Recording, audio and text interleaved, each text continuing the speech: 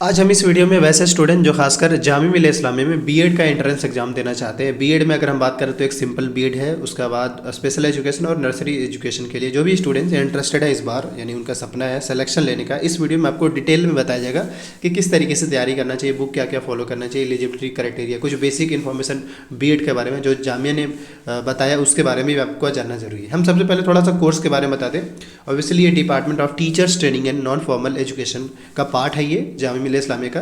इसके साथ ही समझने वाली बात यह है कि जो अगर मान लिया कोई क्वेश्चन देखते हैं और अगर आपको B22 दिख जाए, इसका मतलब वो जो क्वेश्चन पेपर है वो बीएड का क्वेश्चन पेपर है।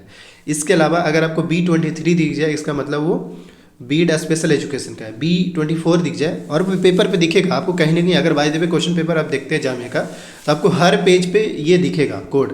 अगर ये दिख रहा है इसका मतलब है कि आपका बीएड का क्वेश्चन पेपर है। अब हम आते हैं आगे मेन पॉइंट पे। देखिए अगर आप देखेंगे तो ऑब्वियसली बीएड जो है वो 2 ईयर्स का है और इसके साथ ही सीट्स ज़्यादा इंपॉर्टेंट है वहाँ पे। देखिए जैसे बीएड जो सिंपल बीएड उसमें जो सीट्स है वो टोटल 200 है और 30 जो सीट्स है वो बीएड स्पेशल एजुकेशन के लिए है और नर्सरी एजुकेशन के लिए 30 सीट्स है।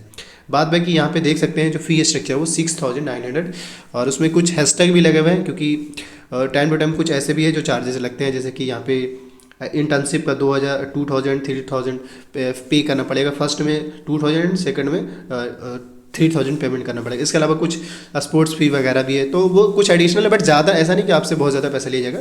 वहाँ पे इनका सब कुछ सारे के लिए कॉमन होता है। खैर ये तो फी स्ट्रक्चर और सीट्स की बात किया। आगे हम आपके इसमें रिजर्वेशन के बारे में बात करते हैं। देखिए रिजर्वेशन के बारे में भी समझना बहुत ज़रूरी है, बट उससे पहले थोड़ा सा बता दें एप्लीकेशन फॉर्म फ़ी करने का आई थिंक इसका जो चार्ज है वो 550 रुपीज़ होंगे या फिर 700 होंगे, यही, इससे ज़्यादा नहीं। अब ऑब्वियसली फिर ये है कि मान के चले कि आपका जो फॉर्म है वो मार्च के आसपास में, मार्च या अप्रैल के आसपास में आ जाएगा। अगर आप इस यूट्यूब चैनल को सब्सक्राइब कर लिए तो आपको घबराने की ज़रूरत नहीं है। लेकिन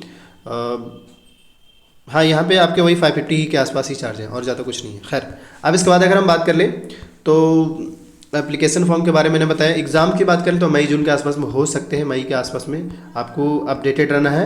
और अब इसके बाद अगर हम बात कर ले जो मेन, क्योंकि एग्ज़ाम देंगे आप, रिजर्वेशन का क्राइटेरिया, ये रहा रिजर्वेशन का क्राइटेरिया। इसमें अगर आप देखेंगे तो इसमें साफ मेंशन है, समझिएगा। देखिए आपको रिजर्वेशन का फ़ायदा जामिया के फॉर्म फिल करने टाइम ही मिलेगा, वरना नहीं मिलेगा। क्योंकि फॉर्म फिल करने टाइम ही आपको ऑप्शन आता है कि आप मुस्लिम माइनॉरिटी है या मुस्लिम वुमेन है या मुस्लिम OBC ST हैं। देन आपके जब रिजल्ट बनते हैं उसी के अकॉर्डिंगली बनते हैं। यहाँ पे रिजर्वेशन ऐसा नहीं, हर यूनिवर्सिटी में रिजर्वेशन का क्राइटेरिया है। तो अब हम बात करते हैं कैसे आपको फ़ायदा मिलेगा। देखिए आप क्या करेंगे, अगर बाय द वे मुस्लिम में भी शेख सैयद पठान मलिक जो बॉयज़ हैं वो मुस्लिम माइनॉरिटी अगर डालते हैं तो उनको फ़ायदा मिलेगा। और अगर मुस्लिम गर्ल्स है वो गर्ल्स मुस्लिम वुमेन चूज़ करेंगे, यानी वहाँ पे ऑप्शन आता है मुस्लिम वुमेन का, वो चूज़ करें तो उनको 10% का वहाँ पे रिजर्वेशन मिलेगा। अगर कोई OBC कैंडिडेट है तो उनका मुस्लिम OBC डालेंगे, चाहे वो OBC हो या मतलब बॉयज़ हो गर्ल्स हो। खैर ये तो बात रहा है रिजर्वेशन का। बाकी का जो रिजर्वेशन 50% जो बचा वो नॉन मुस्लिम के लिए ये रिमाइंड कर दे या फिर जनरल कैंडिडेट के लिए है।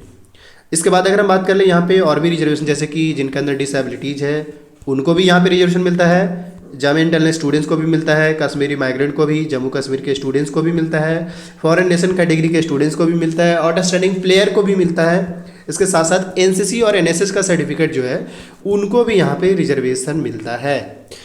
ये कुछ बेसिक जो रहा मैंने आपको बता दिया क्योंकि ये बहुत ज़्यादा इंपॉर्टेंट है।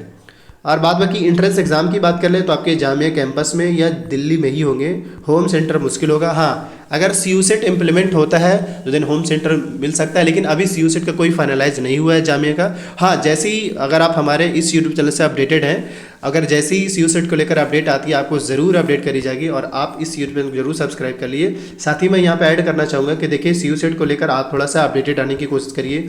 लास्ट ईयर का CUSET जो हुआ है उसको लेकर भी आप अपडेटेड आइएगा, थोड़ा बहुत आपको वहाँ से फ़ायदा मिलेगा। ये नहीं कि आप डायरेक्ट जो CUSET अपडेट आएगा उसको लेकर ही, क्योंकि ऑब्वियसली बहुत जल्द जो है अगर by the way CUSET implement होता है तो बहुत जल्द उसके सारे अपडेट्स आने शुरू हो जाएंगे। अब इसके बाद जो आपके लिए इंपॉर्टेंट है वो ज़्यादा ज़रूरी है। जैसे अब हम इसमें एलिजिबिलिटी क्राइटेरिया की बात कर लेंगे क्योंकि अभी के हिसाब से बेसिक इन्फॉर्मेशन यही है आपके लिए। और सो आपका ये रहा बीएड का एलिजिबिलिटी क्राइटेरिया। इसमें बहुत सारे मतलब कहानी अच्छा खासा लिखा हुआ है, लेकिन हर स्टूडेंट्स के लिए अपना अलग अलग एलिजिबिलिटी क्राइटेरिया। मतलब ये देखें जो स्टूडेंट्स बैचलर्स डिग्री किया हुआ है school teaching subject BEd seat distribution with not less than 50%, तो आपका एटलीस्ट जो है 50% नहीं होना चाहिए अगर आप बैचलर किए हुए हैं तो। अब इसके बाद अगर हम बात कर लें कुछ में 50%, कुछ जो मास्टर्स किए हुए हैं उनके लिए 50% है। और अब इसके बाद जो सिर्फ बैचलर कॉमर्स से किए हुए हैं उनका भी साथ 50%, मतलब जैसे यहाँ पे जो बीएड है वो किसी एक पेपर में तो है नहीं, अलग अलग है। जैसे कुछ साइंस में भी है, कुछ हिस्ट्री में, ज्योग्राफी में, फिजिक्स में, मैथमेटिक्स में, तो उनके लिए अलग, उनके हिसाब से जो एलिजिबिलिटी क्राइटेरिया है वो अलग अलग मेंशन है, इसीलिए आप थोड़ा देख लीजिएगा। बाद बाकी ज़्यादा कन्फ्यूजिंग पार्ट नहीं है, सबके लिए मेंशन है। अब इसके बाद अगर हम बात कर ले यहाँ पे बीएड स्पेशल एजुकेशन के लिए, तो यहाँ पे साफ मेंशन है eligible bachelor degree with not less than 50% marks except BA BSc vocational course. BA BSc vocational course के लिए शायद ज़्यादा हो सकता है, या उसमें भी उसमें उन्होंने मेंशन कर रखा है कि क्या रहेगा, बट ये कि एटलीस्ट 50% आपके मार्क्स होना चाहिए, तभी आप इसमें एलिजिबल है। इसके बाद बीएड नर्सरी एजुकेशन में अगर हम देखें तो इसमें भी क्या कर रहा है, bachelor degree not less than 50% marks.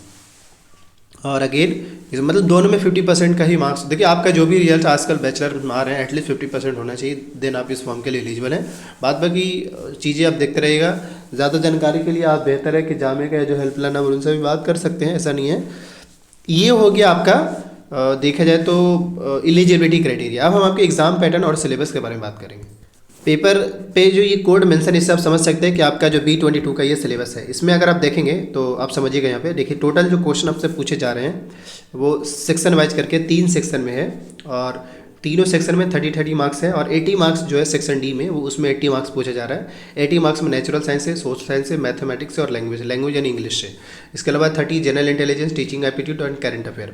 देखिए टीचिंग एप्टीट्यूड के लिए कोई भी अच्छा सा ढंग का बुक खरीद लीजिए। जनरल इंटेलिजेंस के लिए भी कोई ढंग का बुक लूसेंट वगैरह का आता है उसका खरीद लीजिए। करंट अफेयर के लिए आपको डीप थोड़ा सा जाना पड़ेगा, क्योंकि करंट अफेयर पे देखेंगे तो 30 मार्क्स का क्वेश्चन पूछ रहा है, इसलिए डीप आपको जाना पड़ेगा। टोटल जो है 170 मार्क्स के आपको क्वेश्चन पूछे जा रहे हैं, और मेरे ख्याल से आपको टाइमिंग जो आपको मिल रहा है वो 1 यानी 3 आवर्स टाइमिंग मिल रहा है।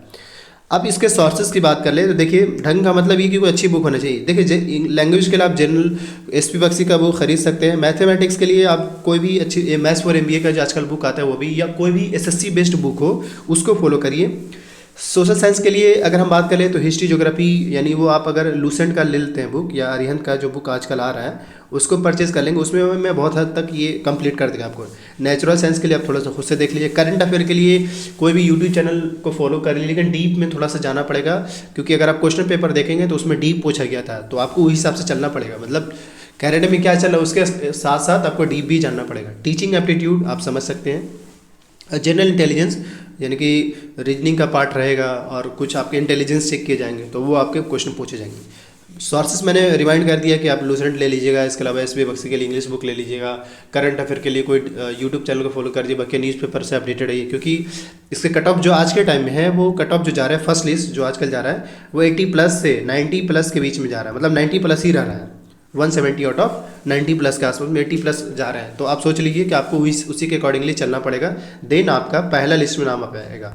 तो ये मैंने आपको B22 का रिजल्ट मतलब आपको दिखाया। इसके बाद अगर हम बात करें यानी कि सिलेबस दिखाया और एग्जाम पैटर्न बता दिया।